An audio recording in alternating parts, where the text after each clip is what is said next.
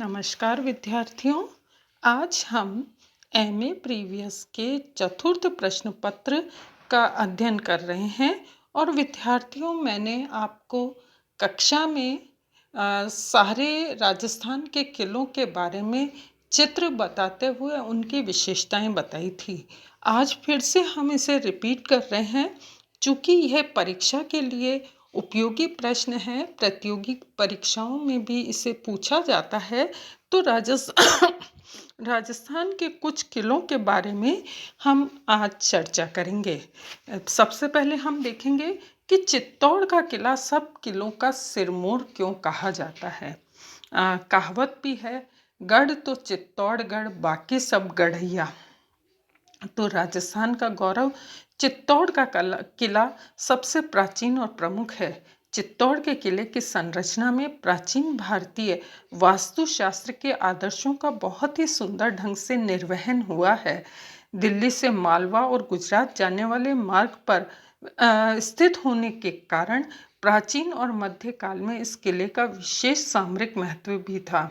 मध्यकालीन यदि राजस्थान का इतिहास देखें तो हम अलाउद्दीन खिलजी से लेकर अकबर, जहांगीर और शाहजहां तक के काल को इस किले के संबंध में महत्वपूर्ण मानते हैं। इस किले को गौरव प्रदान किया हजारों वीर क्षत्रिय योद्धाओं के बलिदान और सैकड़ों राजपूत ललनाओं के जौहर ने। रानी पद्मिनी के जौहर और वीर जयमल राठौड़ और दत्ता सिसोदिया के पराक्रम और बलिदान का साक्षी चित्तौड़ का किला इतिहास में अपना कोई सानी नहीं रखता है, जिस कारण यह किला सब किलों का सिरमौर समझा जाता है। दूसरा किला हम देख रहे हैं। मैंने जब आपको इसका पोस्टर बताया था तो बहुत ही खूबसूरती से इस किले की बहुत सारी चीज़ों को उसमें दर्शाया गया था। आज हम इसी बात पर चर्चा करेंगे कि कुंभलगढ़ का किला गिरि दुर्ग क्यों कहा जाता है। कुंभलगढ़ का किला गिरि दुर्ग का अच्छा उदाहरण है। इसका निर्माण कुंभा के प्रमुख शिल्पी और वास्तुशास्त्र के प्रसिद्ध विद्वान मंडन की योजना और देखरेख में किया गया था। चारों तरफ हरियाली और पर्वत शिखरों से घिरा होने के कारण यह बहुत ऊंचा होते हुए भी दूर से दिखाई नहीं पड़ता है। जहां एक और यह दुर्ग सैनिक अभियानों के संचालन की दृष्टि से उपयोगी है, वहीं विपत्ति के समय शरण स्थली के रूप में भी बहुत उपयोगी है। कुंभलगढ़ के स्थापत्य की यह विशेषता है कि किले के भीतर बने लघु दुर्ग या आंतरिक दुर्ग कटारगढ़ के रूप में प्रकट हुई है। कई मील लंबी विशाल और उन्नत प्राचीर जिस पर 3-4 घुड़सवार एक साथ चल सकते हैं। प्राचीर के मध्य आनुपातिक दूरी पर विशाल बुर्जे, ऊंचे और अवरोधक प्रवेश द्वारा कुंभलगढ़ के दुर्ग को अभेद स्वरूप प्रदान किया जाता है। इस किले की ऊंचाई के बारे में तो अबुल फजल ने लिखा है कि यह इतनी बुलंदी पर बना हुआ है कि नीचे से ऊपर देखने पर सिर की पगड़ी भी गिर जाती है।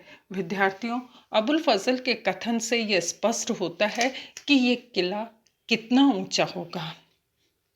नेक्स्ट है सिवाना का किला।